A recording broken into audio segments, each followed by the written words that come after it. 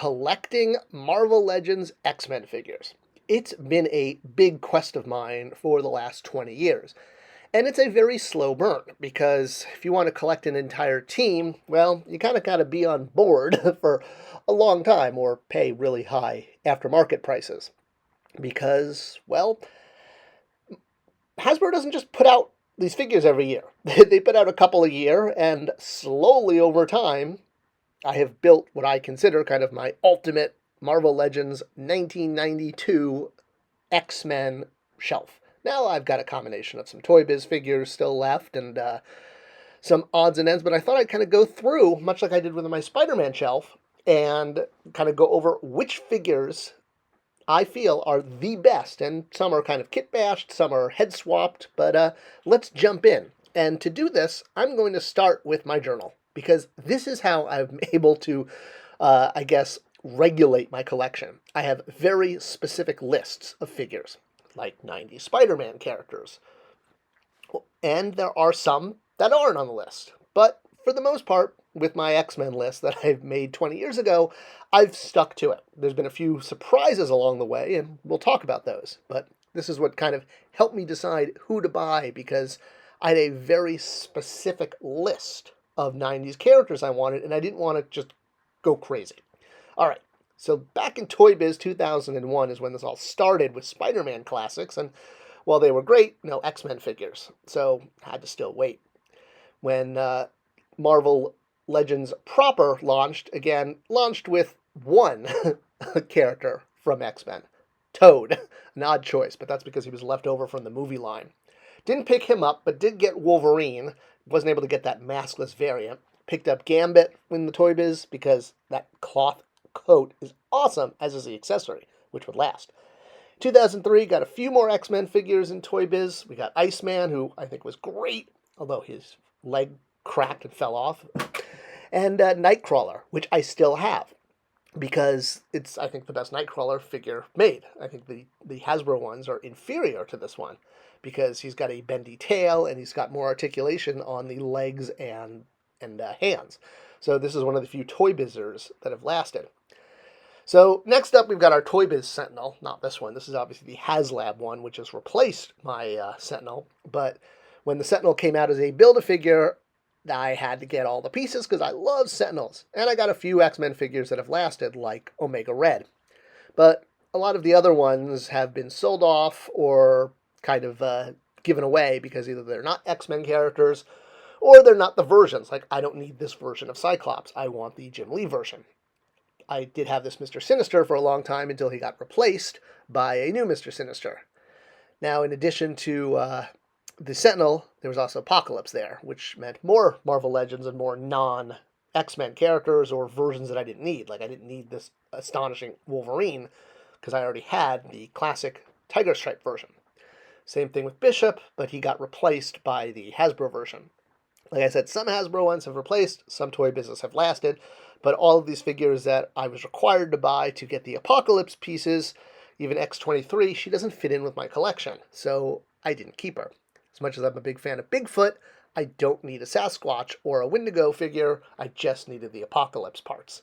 Alright, so Toy Biz continuing to crank out figures, and again, looking at X-Men specific, Pyro was a early buy, and he lasted on my shelf for years. Same with Psylocke until they got replaced by Hasbro. 2006, now Hasbro is taking over from Toy Biz, and we did get a few X-Men figures. Quicksilver with the correct hair and the blue outfit would later get re-released in a 3-pack with Magneto and Scarlet Witch years later. Hasbro in 2008, well, we got the Comic-Con Savage Land pack, which is now actually slowly being replaced. We got our Zabu, that was a repaint of a G.I. Joe figure, and Shane of the She-Devil, who was a repaint of a She-Hulk figure. So, yeah, you can see Zabu's a little stylized there, because he was originally from this G.I. Joe Adventure Team set. But we now have a new Zabu, and some knocked-over figures. And we're getting a new Shane of the She-Devil coming out soon. So I'm very excited to be replacing her with a new version. Hasbro 2009, got nothing in X-Men. 2012, Nothing. 2013, you can you can see a theme here. There was just year after year of no X-Men figures because of the Fox issue. This is when we got a few tricklings, like Archangel, released as a basic figure, not a deluxe. He would later get re-released with a few extra pieces as a deluxe figure. This Jean Grey was kind of the definitive Jean Grey for years, even though she was a terrible figure. I mean, just awful. Those shoes and that dress, and yeah. All right, like I said, very few X-Men figures because of the Fox deal. That would change in 2014 when we finally got an X-Men wave. Granted, it was exclusive to Toys R Us. Picked up a classic Magneto and Strife. Strife noting that it came with Jubilee's, not just her head, but some power effects that have never been re-released before. And I still use these on my Jubilee figure. This is an example of kit bashing. One Jubilee's effects on another. We'll get to the Jubilee that I actually have coming up. All right, Scarlet Witch, though technically not an X-Men figure, this is the outfit that I like, and as an Avengers release, she went on my X-Men shelf. This is the Scarlet Witch. Now, I did borrow an effect from a previous Scarlet Witch figure, which is one of the coolest effect pieces ever. So I love that my Scarlet Witch, my Marvel Legends, is holding the power effect from a previous Toy Biz non-Marvel Legends Scarlet Witch. But hey, Scarlet Witch, so it works. 2016, this is important because this Rogue figure we got in kind of the first mass release Marvel Legends X-Men wave set the tone for the color between her and the next one, which would be Cyclops. What I mean by that is the yellow and the orange of the outfits were basically, well, based on this Rogue. You could see that there would be other versions that would be more yellow than orange, but this kind of created a schism in the line where we had both yellow X-Men and orange X-Men. And the Rogue and the Cyclops that came out at this time sort of set the color palette for that more orangey look. And yeah, we've had some issues over the years with figures fitting in because they look too yellow or too orange.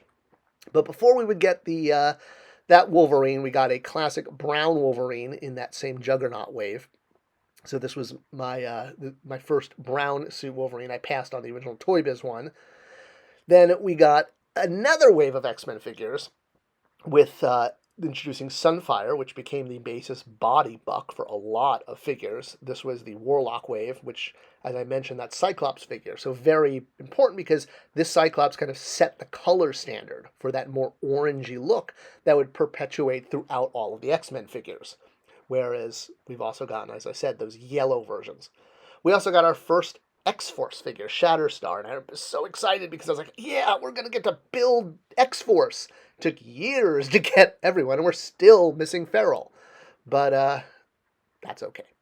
Another updated classic Wolverine that replaced the previous one that I just bought. Colors were a little brighter, and now he came with a maskless head, which I'll talk about that in a few moments. All right, 2018, we got a Deadpool movie, which means we got Deadpool comic book figures since Hasbro didn't have the rights to the Deadpool movie at the time. So I got my sort of Rob Liefeld-looking Deadpool. This is the one that I've gone with. It's the very 90s one that came with this awesome cable. This is the cable I was waiting for to replace my old Toy Biz 5-inch figure, but, didn't go on that shelf. I did pick up this Domino until the new kind of 90s Domino came out. This is more of a later version. I got this Magneto just because I needed the head. I wanted the helmetless head, so I popped this. This is actually the 3-pack Magneto that we'll be getting to. And then now another Tiger Stripe Wolverine, and we've got the yellow-orange also on Multiple Man that started with Rogue and Cyclops. So you can see how this is perpetuating through all the figures now once they've set this color standard. Psylocke replacing my old Toy Biz Psylocke. People can want a new one on the new body. Sabretooth. I like this Sabretooth. Some people want the bigger one that comes with Wolverine for the Wolverine 50th, but I like this one. I don't think he needs to be giant. One character that is pretty giant, though, is Sauron. This is one of the coolest Build-A-Figures ever. Of course, had to buy a whole wave of Deadpool figures, but, did get a updated Bishop. Most of these Deadpool figures I wound up selling off because, again, they didn't fit with my very specific 90s X-Men line that started with that list. I kind of wish I kept Lady Deadpool, but I didn't. Nor did I keep another X-23 because, again, not part of my original list. But got a Bishop to replace the old Marvel Legends one, which was a big improvement. The giant ball shoulders on the old one weren't that great. I did not keep this Omega Red. I kept my old one from Toy Biz. Thought it was much better. Now another Sentinel came out. This originally was part of the Marvel Universe 3 3/4 or 4-inch line, but pairing it with a 6-inch figure kind of still worked, and it had lights and sounds, which is fun. This Days of Future Past Wolverine stayed in my collection, but I removed the gun holster. I think I actually sold that off. And I swapped out the head. So instead of the kind of gray hair, remember I talked about that maskless head from Wolverine in the retro line? Boom! Makes an awesome civilian Wolverine on the Days of Future Past body. So again, another kit bash. I said that Archangel would be back in a more deluxe form, and here he is, now twice as much. Comes with more heads and a claw for Apocalypse, and this is the one that I wound up getting since I never found that previous one on shelf because, they shipped in such low quantities. All right, X-Men are now finally with Disney, so now we can start releasing all these characters, and we got tons of waves starting in 2019. Gambit, Jubilee. In fact, I was getting this wave, I think I kept almost every figure. Forge, again, you can see that orange. Beast, the orange on his belt, is, again, connected to the old Rogue and Cyclops figure. Weapon X, that's getting re-released this year. Boom Boom, X-Force getting built. Never had a Boom Boom back in the day. Another modern Nightcrawler. I did keep him, but he's not the one on my shelf, because as I mentioned, the Toy Biz one has better articulation and a bendy tail. Cannonball was one of the biggest bombs, no pun intended, because it didn't come with legs, but eventually would in a 3-pack with Domino, so this was my temporary Cannonball for a while. Got to replace my Toy Biz Mr. Sinister with the Wendigo Wave Mr. Sinister figure, which is amazing and awesome. Iceman came out on a retro card. This time his leg wouldn't break. Picked up Dazzler because, I like the X-Men video game. This was the Storm I wanted, and again, I waited so long passing on other ones. Silver Samurai because, Wolverine. Now we're getting into some of those multi-packs. This was an amazing Jean Grey, but you'll notice we got yellow Wolverine and yellow Cyclops, so it doesn't match all of the rest.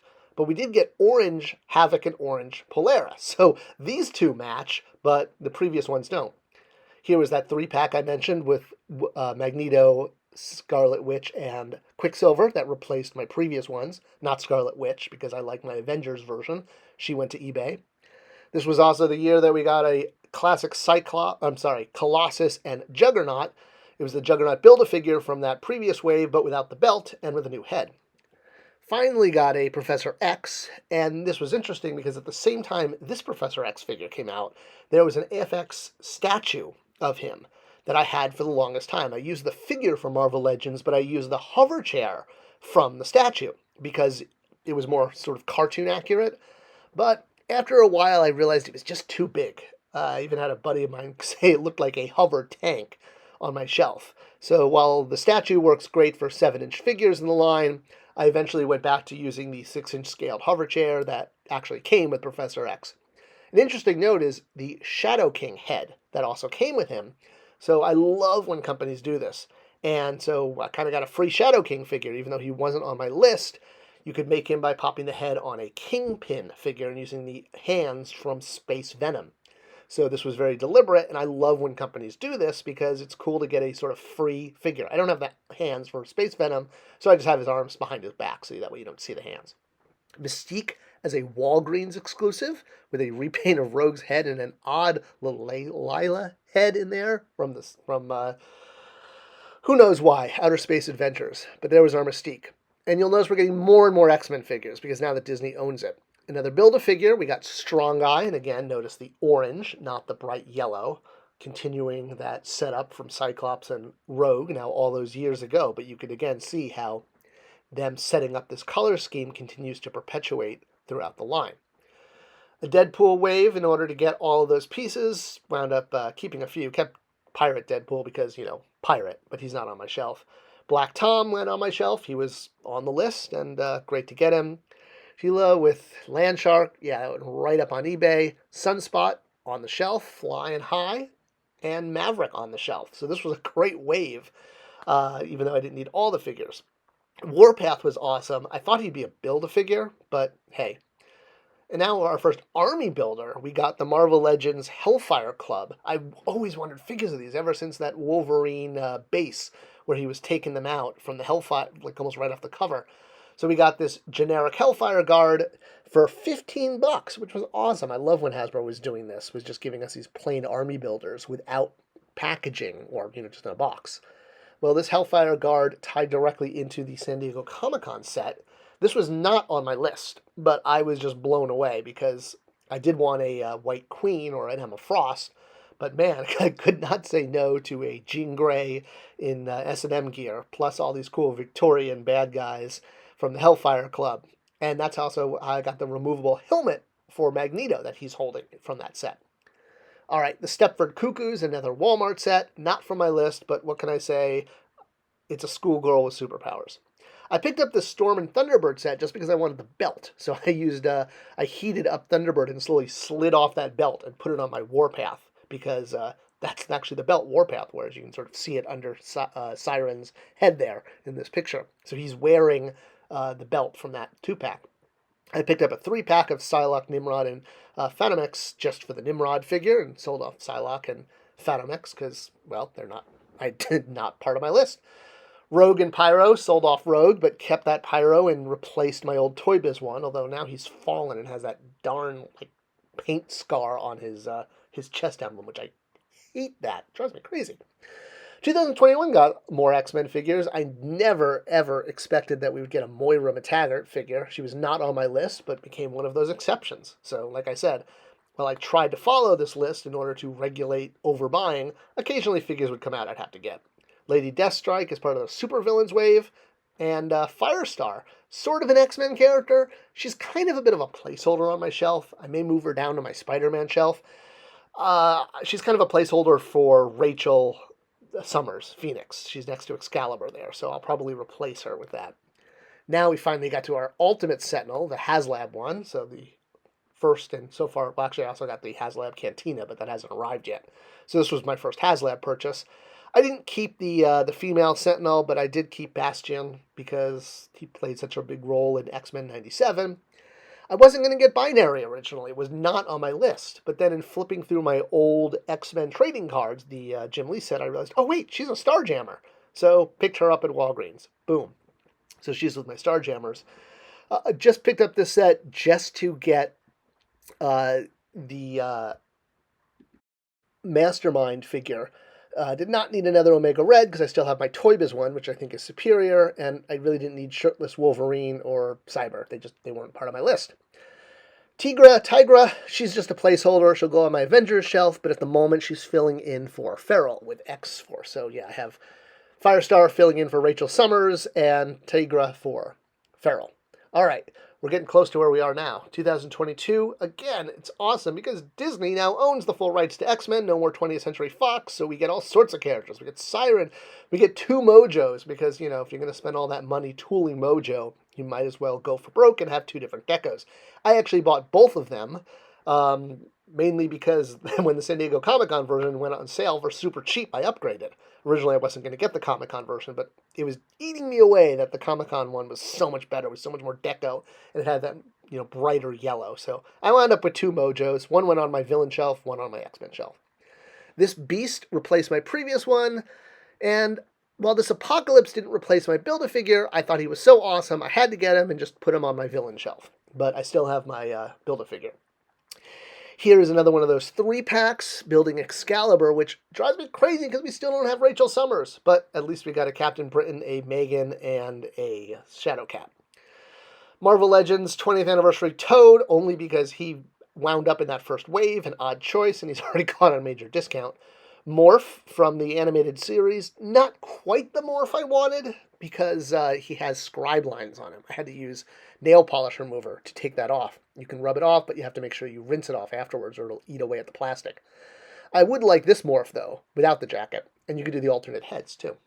All right, 2023, we got another needed Build-A-Figure for the Starjammers, Ode, and he also came with, it meant I had to buy the full wave, another Emma Frost, went on eBay. Characters like Chamber, too modern. I mean, not modern, but again, this version of Cyclops, didn't need it. I already had the Cyclops I wanted. Did keep Coulsar there, because Corsair is a Starjammer and part of my list. So, got 2 Starjammers. Now still just need Raza and, Hezbollah, whatever her probably mispronounced that. So yeah, most of this wave went right on eBay because that list helping me sort of regulate what I buy, not just buy everything. Picked up the single-carded long shot because, well, I like the yellow versus the white from the Mojo pack. Finally, an Avalanche, our very first classic Avalanche. Spiral, much better than the previous versions. This multi-pack that had Strife as the lead dog, I already had Strife, and I prefer the single-carded version because it's more comic accurate in colors. But I also wanted to get the Zero because, man, if I could build up the Mutant Liberation Front, I don't know if they'll ever make more figures from it, but Zero is behind Strife there. Blob was a figure I wanted for so long because I missed out on the Hasbro Build-A-Figure from Wave 2. And then we got these great 3-packs. Finally got the Banshee I wanted, and that amazing Gambit and Psylocke have much better face portraits, so I swapped them. So you could see the head sculpt on Gambit there's from that 3-pack.